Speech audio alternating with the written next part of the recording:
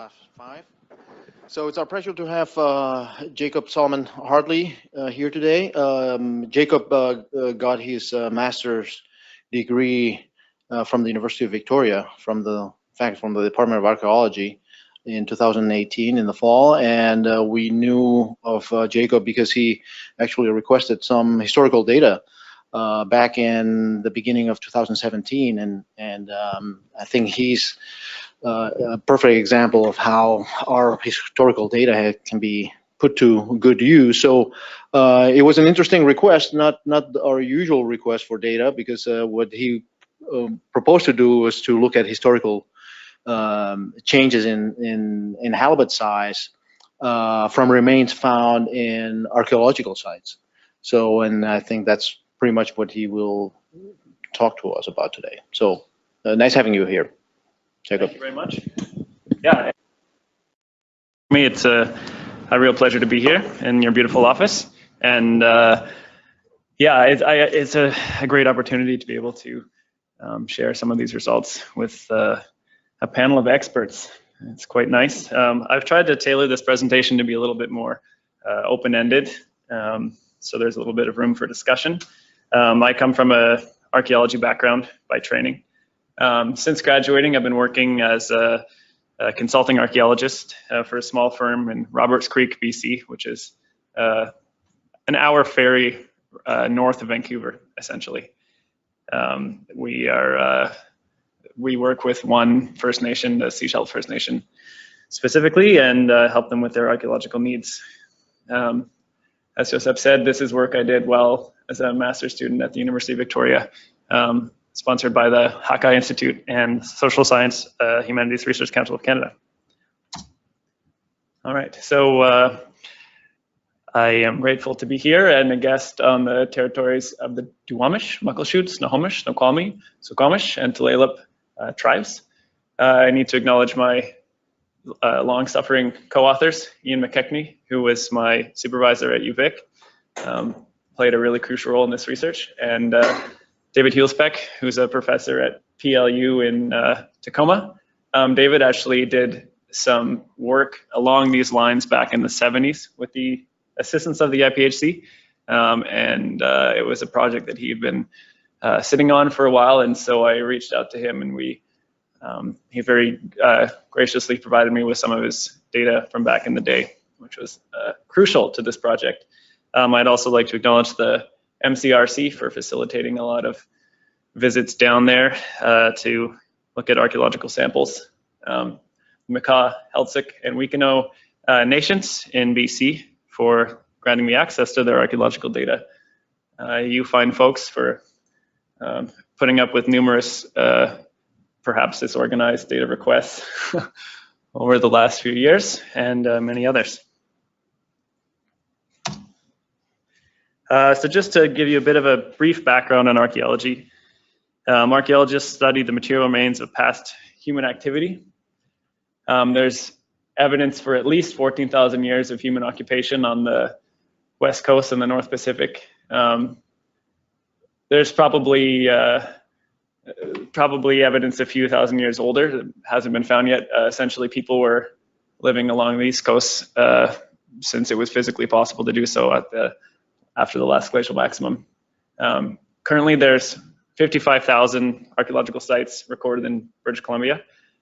This map here that I made is just archaeological sites. It's all the black lines. And there's evidence for at least 10,700 years of deep water fishing, species such as halibut and lingcod. So the oldest halibut remains are 10,700 years old, which is quite remarkable. So there's a huge amount of data out there. I'm going to talk a little bit about shell midden archaeology. Shell middens are the most common coastal site type. They're also probably the most data-rich type of site. They preserve a long-term record of human occupation. Essentially, shellfish remains and other materials build up over time, and the calcium carbonate in the shellfish remains creates a unique alkaline condition which preserves organic material such as bones, artifacts, that sort of thing. So it offers a really kind of rich view into past life on the coast, and allows biological material to preserve, as I said. So information such as ancient DNA can be extracted. Shell bins can be massive. For example, the Namu Midden in Heiltsuk territory on the central coast of BC is over 9 meters high and contains 10,000 years of human history. So these can be thought of both as homes and places where people lived, and simply massive environmental samples as people were going out into their environment over time and bringing back food. This map on the left is a map of all the shell midden sites in BC. So as you can see, there's a huge number. And the illustration on the right is an etching from the artist on Captain Cook's expedition in the 1700s, and showing some very large middens in what's now known as Nootka Sound on the west coast of Vancouver Island.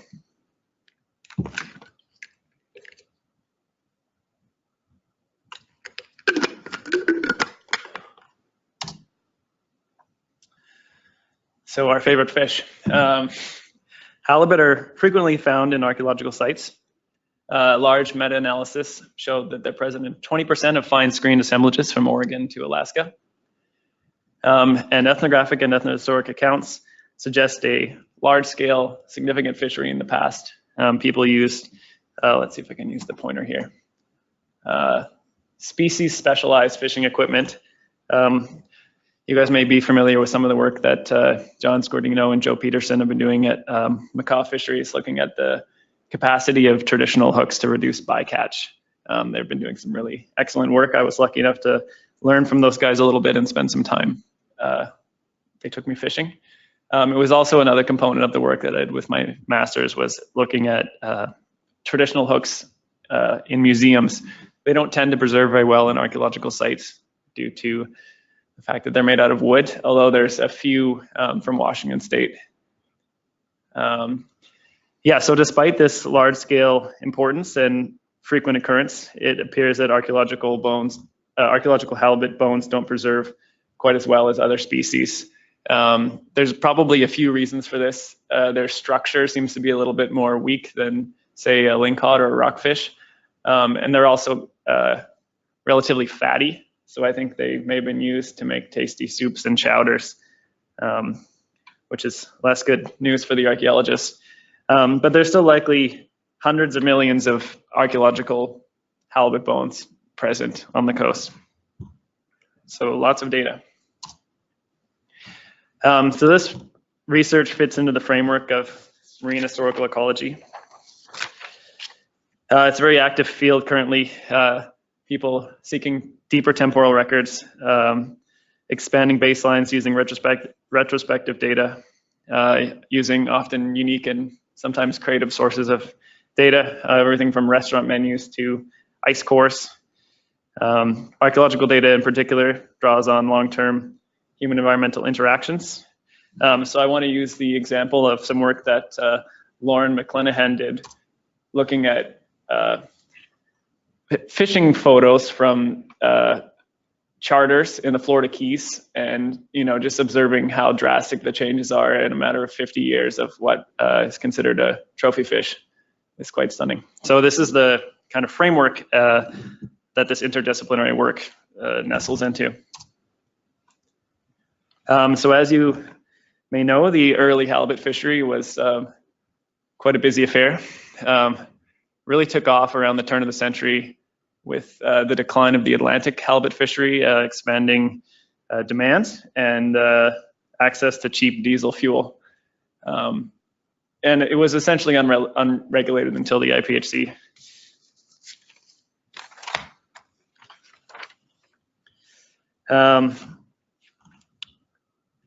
The harvests at the beginning of this fishery were massive, and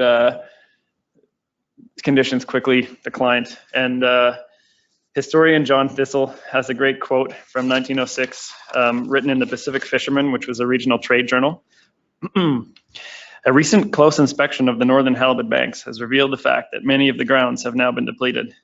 Banks, which half a dozen years ago were bountiful in their yield of halibut, were now found to be as free of fish as a billiard ball is free of hair. While others known to have been fine fishing grounds in the past, where large fish were numerous, were found to carry nothing but the smallest fish. People had to go further and further afield to maintain their harvests. And so I believe the kind of long-term impacts of this pulse of really intensive fishing effort are somewhat uncertain. So I don't use this quote ironically. It's an absolutely remarkable data set, but it is limited in time, and there's no records before the industrial overharvesting, and it's still limited for much of the time series. And I note that I was probably working in a bit of an unusual part of the coast. My archaeological samples came from regions 2A and 2B, and I recognize that if I was situated in Alaska, there probably would be, hey, I know you, a longer time series. So the only body size measurements from region 2A, which obviously bore the brunt of much of the early industrial harvesting from before 1941, is from a single survey trip in 1926 and represents only 303 samples. And there's no records in the entire 2A, 2B region between 1940 and 1982, as far as I understand.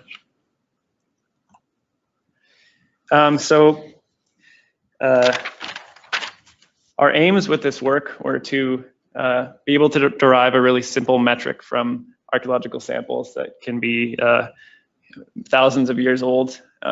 We use body size. It has implications for fitness, and it's relatively simple.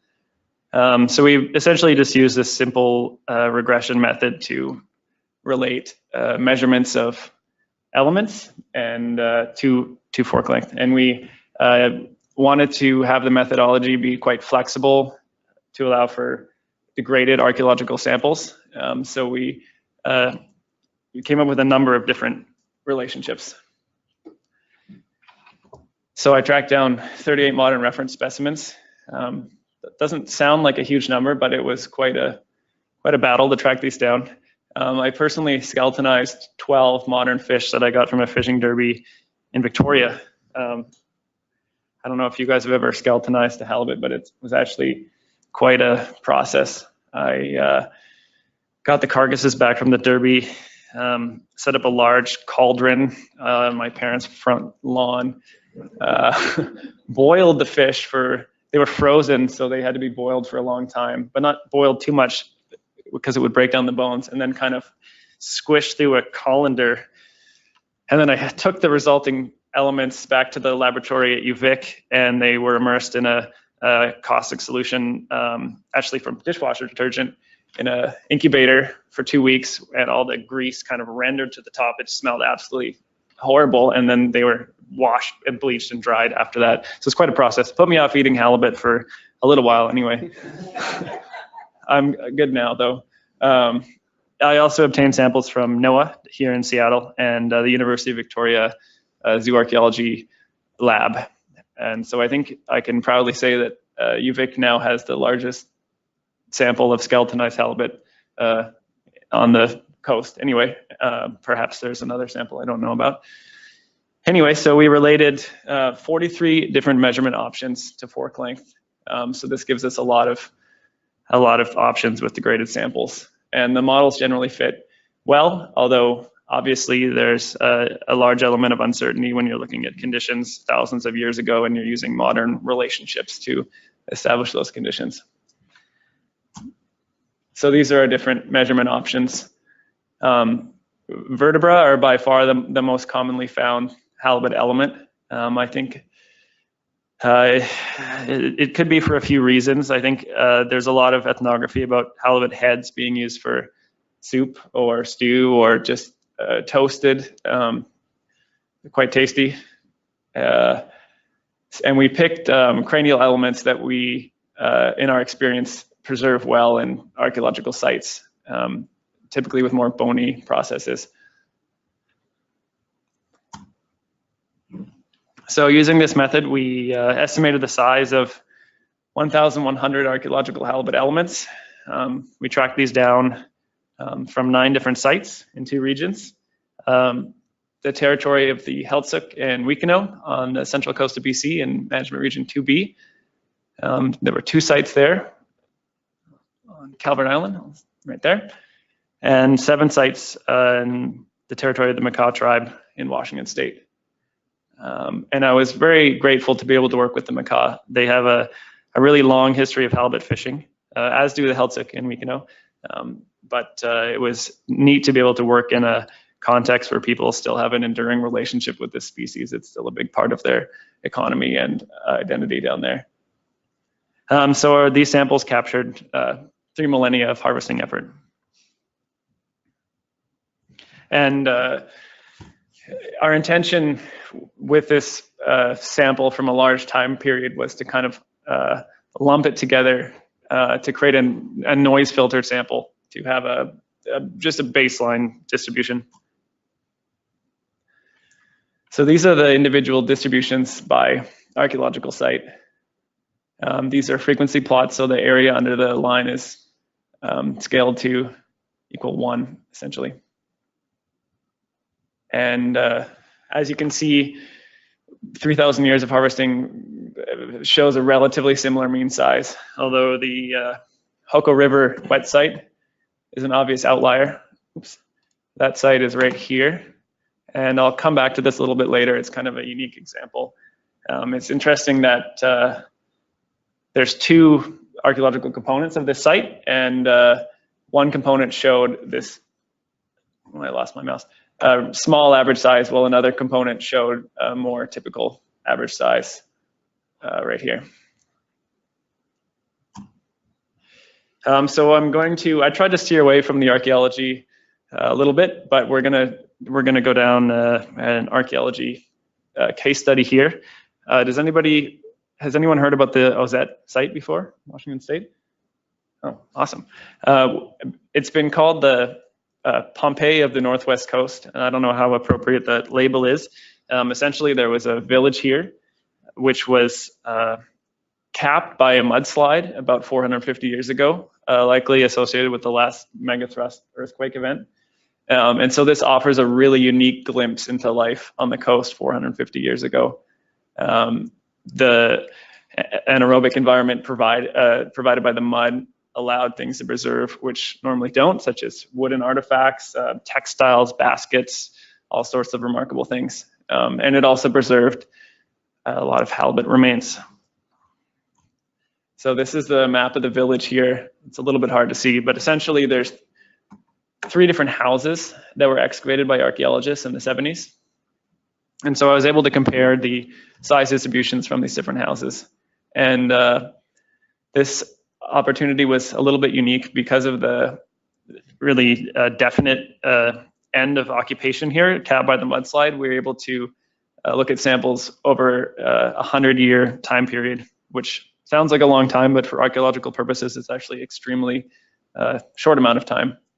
As I was saying before, archaeology is better at looking at things spatially than chronologically due to the associated uncertainty with radiocarbon dates and the fact that often, depending on the rate of deposition at the site, you can be troweling and you can go through 1,000 years with one stroke of your hand. So these are the size distributions from Ozette. Interestingly enough, previous analysis of these houses suggested that house 1 and 2 belonged to the same family group, while house 5 belonged to a different group. And there's a lot of oral history on the coast with the Makah as well as other tribes about socially delineated access to fishing areas. So certain groups had access to certain banks, and they were able to fish those banks. So we hypothesized that these differences and similarities in distribution could relate to accessing banks where different sizes cluster.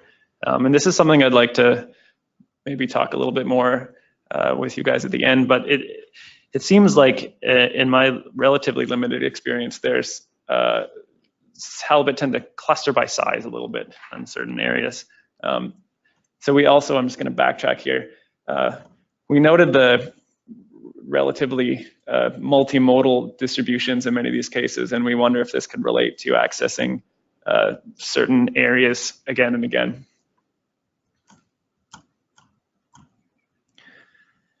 So I obtained almost 2 million data points from you guys, and I'm very grateful for that.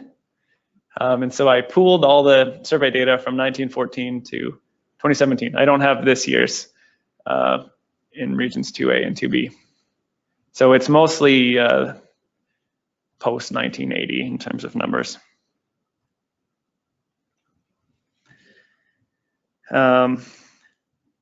So we compared with the pooled archaeological sample. I should mention that for statistical comparisons, we used the bootstrap Monte Carlo sampling method to account for the very unequal sample sizes. And the archaeological sample suggests that fishers pre-industrially accessed a population with a potentially wider distribution, significantly greater variance, significantly more fish under 60 centimeters, and no significant difference in legal size fish. However, we did note a slightly smaller size with the archaeological sample, which is interesting. I'm not really sure. A possibility could be the gear that people are using. In some of the other work I did with my thesis work at UVic, I noted that the traditional wooden hooks didn't really seem to be size selective.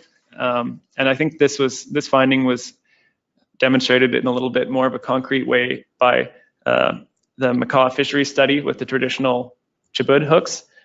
But what I did note is that the traditional hooks could limit the maximum size of fish where there's just a physical difficulty of a very large halibut getting its kind of snout into the opening.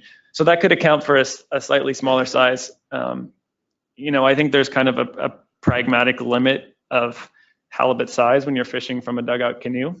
That being said, there are archaeological halibut over 2 meters. And there's some really interesting accounts, early accounts by Europeans of people fishing, you know, reeling up a massive halibut and then spearing it and kind of going on a chase, almost like if you were to spear a sea mammal or whales, that sort of thing. Yes, so we also broke down the sample to historical and present day comparisons. And it's interesting to note that the archaeological sample is still wider than both of these. I don't have as good of a grasp on the present day dynamics, but it's interesting to note the differences in those two samples as well.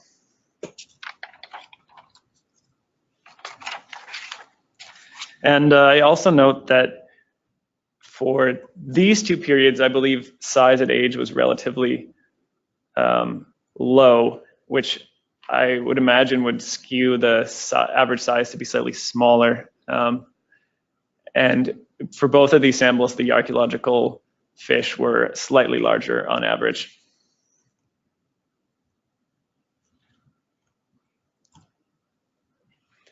So I wanted to pull this slide back up and note the Hoko River site again. From what I understand from the archaeological work at this site, these halibut were caught very near to the site alongside other small soles and flounders and that sort of thing. And I wonder if this could suggest different recruitment patterns in this area. The site's about 2,000 years old. So that's basically it. The method seemed to be fairly effective, and yeah, we noted that the size distribution in the archaeological samples seemed to be relatively different than the modern time series. This is obviously quite a small project within the scope of a part of a master's degree. But as I mentioned before, there's tens of millions of halibut samples out there. Many have been collected and exist in museums, but there's also an enormous number in shell middens. I think there's a potential with this sort of work in terms of isotopic analysis. People are doing a lot of isotopic work with archaeology these days with some really interesting results. And also was obviously not able to get age from my samples. However, if there's any capacity to derive age from vertebra, I think that would be a very interesting avenue. I didn't find any otoliths. I was mentioning. Did you find any otoliths for any fish at all? So it's a great question, and this is something that we're really keen on. And so, as I was saying before, over the last 2 field seasons with UVic, the principal investigator printed out and laminated nice pictures of otoliths to distribute to all the students and said, you know, these are what we need to find. And I don't think we found any. Maybe we found one that was, there was some debate whether it was an otolith or something else that had been quite degraded. But it's a bit of a mystery. I don't see why an otolith wouldn't preserve while a vertebra would. Obviously, there's really useful data to be derived for all sorts of species. So it's something that we're really on the watch for. When you're excavating in a shell midden, small shell fragments, I think, can kind of easily be mistaken for an otolith or vice versa. So that might relate to the fact that there haven't been many found to date. It just might be people overlooking them. But I would imagine that they're out there, and you know, even a small sample would have really interesting information. So rest assured that I did my darndest to try to find some, but at this point, I'm not aware of any archaeological halibut otoliths. Yeah, I think that that wraps it up. And like I said, I really wanted to take some extra time to discuss today. It's been an interesting journey for me doing this work, coming from a archaeologist background and learning a lot about fishery science. It's been really interesting and exciting. So yeah, I thank you for having me here today. And I wanted to include this picture just to show that I have caught at least one. Great, okay, thank you very much.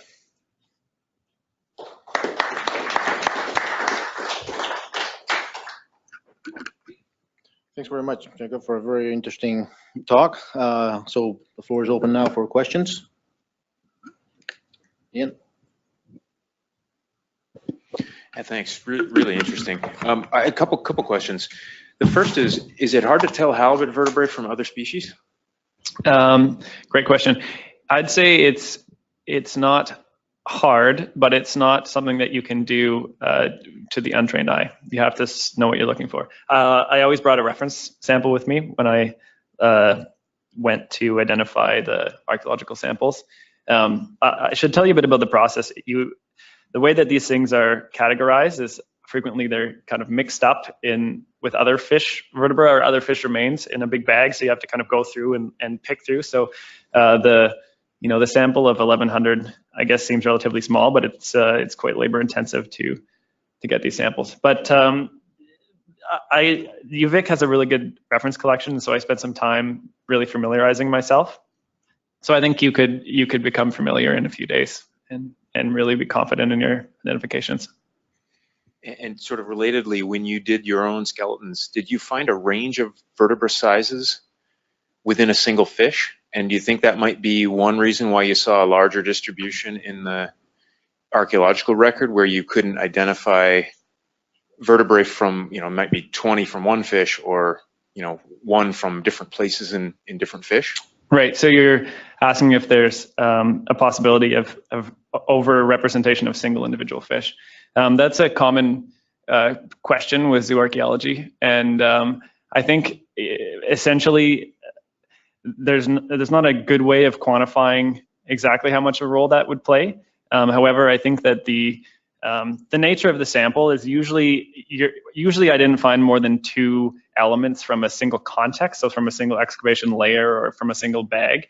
And just to the rare and somewhat diffuse nature of the halibut samples, I don't really think that was an issue. It certainly would have triggered my alarm if I opened a bag and it was entirely full of, you know, you've got the small ones and the larger ones. The other aspect is that as part of the methodology, let's see here, we were differentiating vertebra based on the angle of the spinous processes. So that's a way also of distinguishing different parts of the column.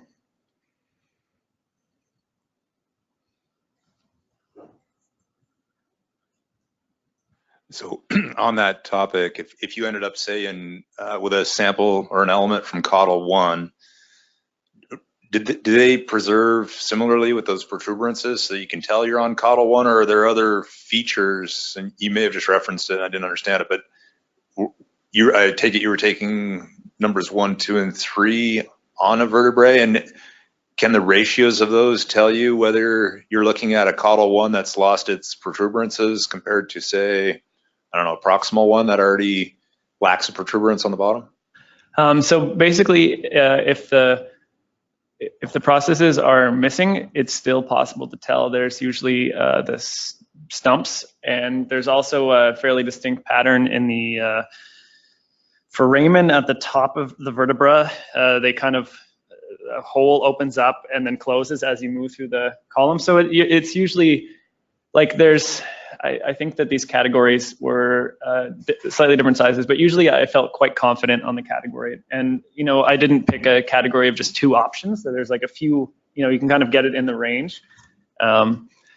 Previous work has kind of just used a single regression for the whole spine, which certainly works, but I wanted to try to dial it in a little bit more than that. But I was fairly confident in my placement in the column. They're fairly distinct. I should have actually brought some examples. But yeah, I don't know. Are skeletonized halibut something that you folks deal with frequently? No.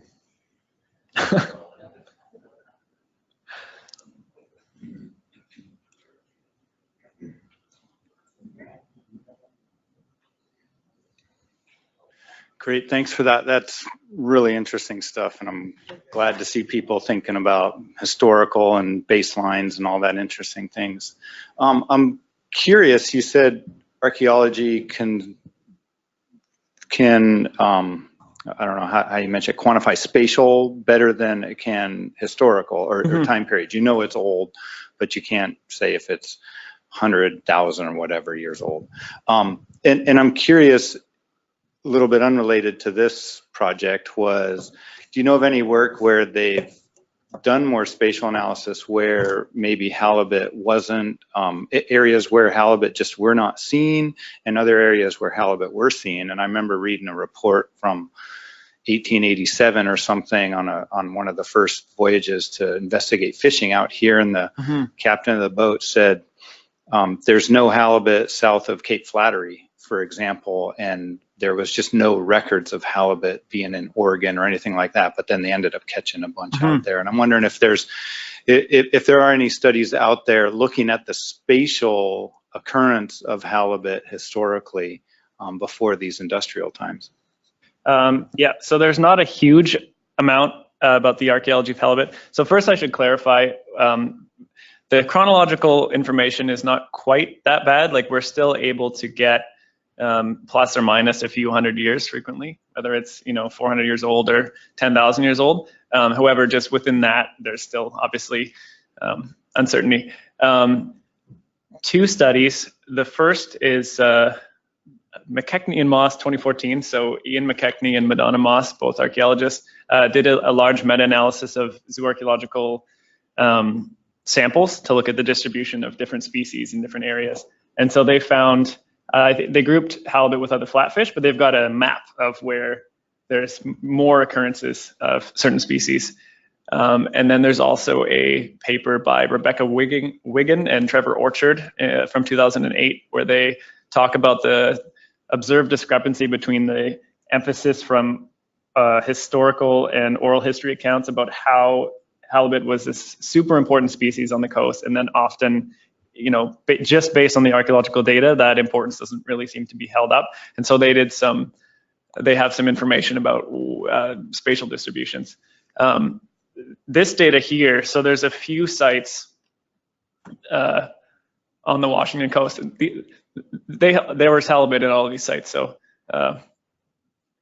I think that the sailor may have been mistaken, but maybe at that time period, there was something else going on.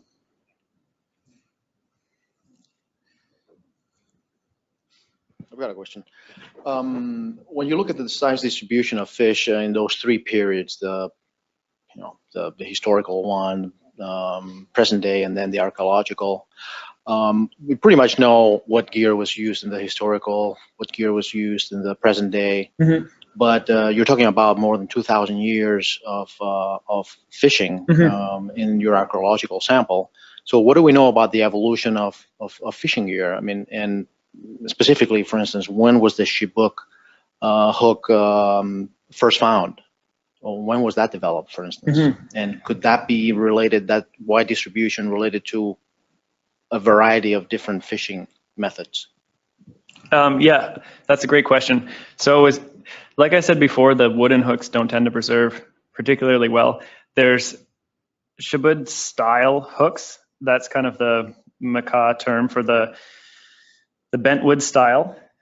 This is why I devoted a bit of time in my thesis to looking at the gear, because obviously gear has a huge impact on these things.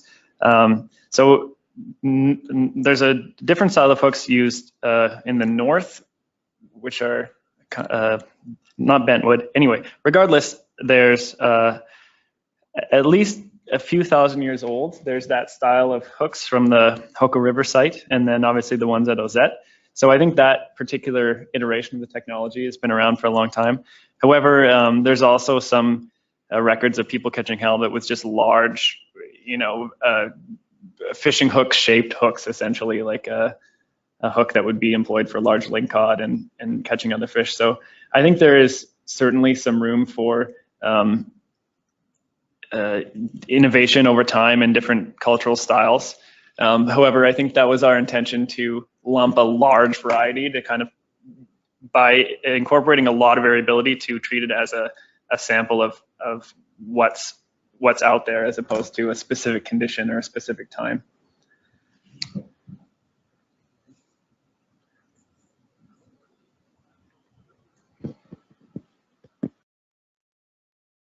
Just one more, and it's a bit of a comment, I guess. Really, I liked the way you introduced the talk with the shifting baselines, but it seems to me that the conclusion after the talk is more that we have kind of reverse shifting baselines in this case, that the fish really weren't bigger historically. We're seeing the range of sizes that's actually pretty close to what was probably been there for a very long time. Mm-hmm. Yeah, I think that that could certainly be a takeaway. It's uncertain whether.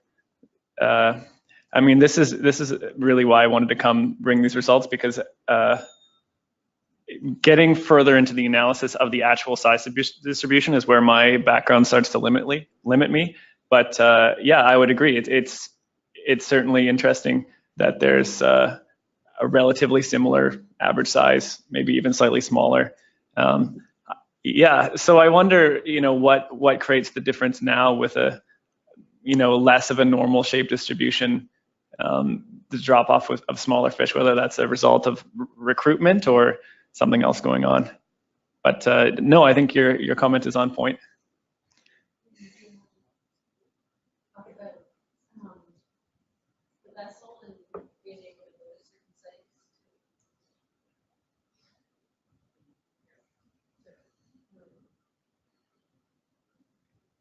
Yeah, I was just, you had mentioned about the different houses and then the size of fish that they were seeing at the different house sites. And is there any thought that maybe they had different size vessels? I know they're all in dugouts and that, but I mean, there might be something on the social class there that would have made it that they were able to go to different locations and then have access to different size halibut as a result.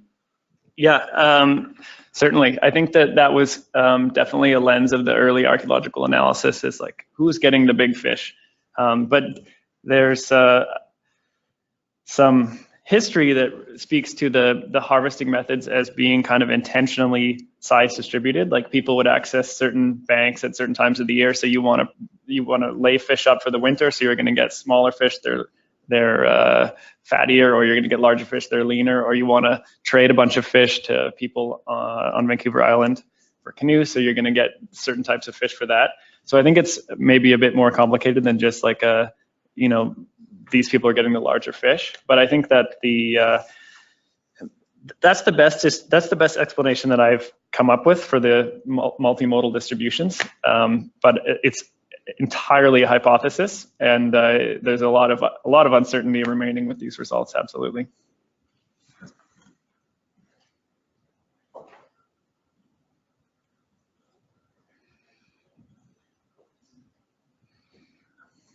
Sorry, one more. Being a modeler, willing to do things with data that some people might not.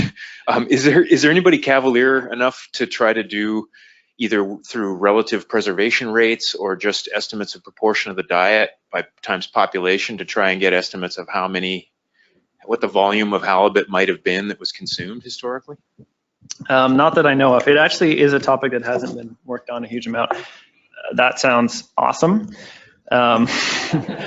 There's some really good estimates at kind of the beginning of the historical fishery, where it was dominated by First Nations fisheries, and I think people were kind of modifying their traditionally it was both a subsistence and a commercial fishery, but modifying it and their skills and knowledge and techniques to, fit it into the emerging commercial economy. And so there's good numbers about the capacity that was able to be mustered right at the beginning of the fishery. And this was after populations had been strongly decimated by disease.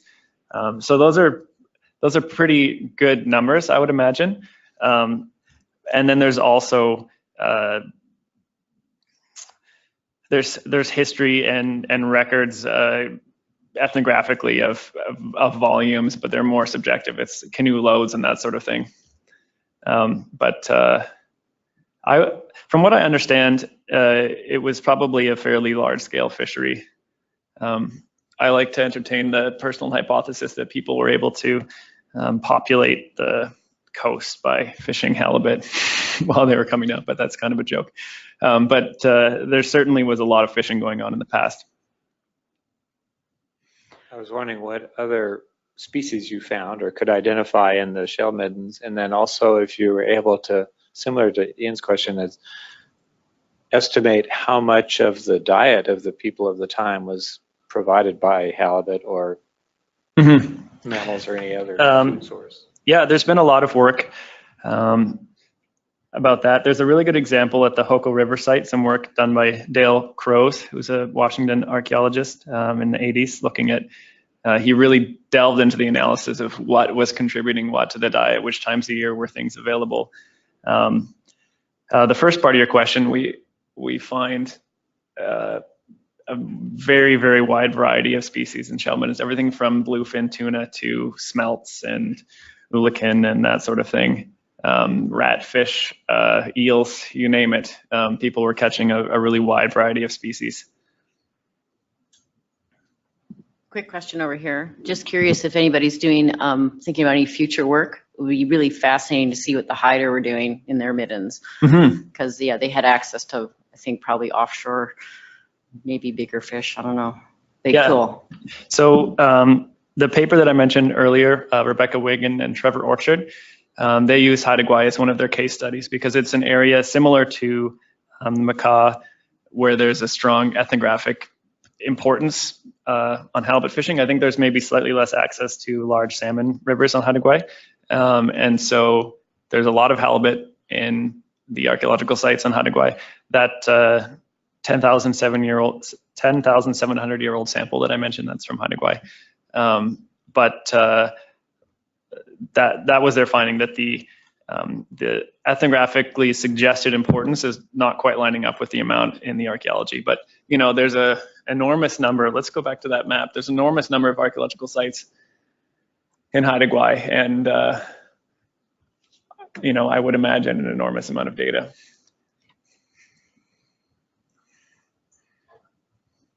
Do we have any questions from the webinar audience? No. Anybody else? Can I pose a question? When you guys look at this figure, what do you imagine is going on with the differences in distribution size?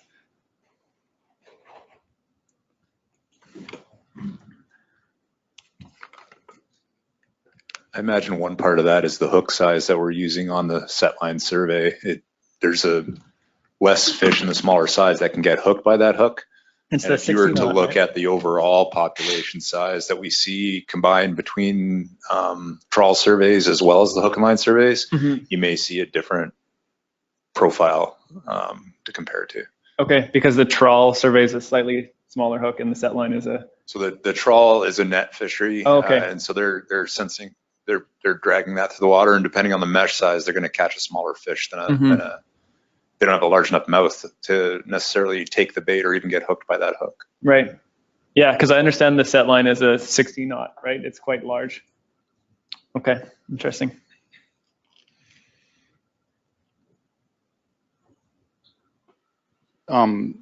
Just a thought off the top of my head, another thing is these coastal people may have been fishing closer to shore as well, and I don't think our survey comes in all that close to shore. I can't remember how deep it actually goes, but they may be accessing areas with smaller fish that the survey doesn't normally access. Right. Yep, that's certainly a possibility. Yeah, I don't know where the size range would really start to drop off. I know people are certainly fishing at areas like Swiftsure, but that's relatively close to shore still. Yeah, and the modern day set line survey doesn't see many fish below 26 inches, which is what, 63 centimeters, 60, however many centimeters that is. So that pink distribution makes total sense for our set line survey. Well, that's good to hear. I was going to say, very much related to depth, the surveys, we don't fish shallower than 20 fathoms in our standardized survey. Okay. How many, do you know how many meters that is? 60, Okay. 70. Yeah, I think that people were certainly fishing quite deep. There's a couple rolls of kelp fishing line in the BC Museum that are 400 meters long, but obviously if you can catch fish more shallow in a more shallow area, it's going to be easier.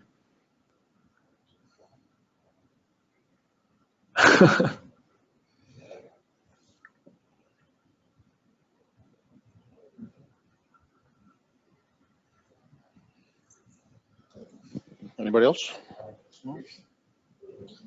Well, if not, thanks very much. It was a really interesting talk. Yeah. Well, thanks very much for having me. It's fantastic to get to come down here.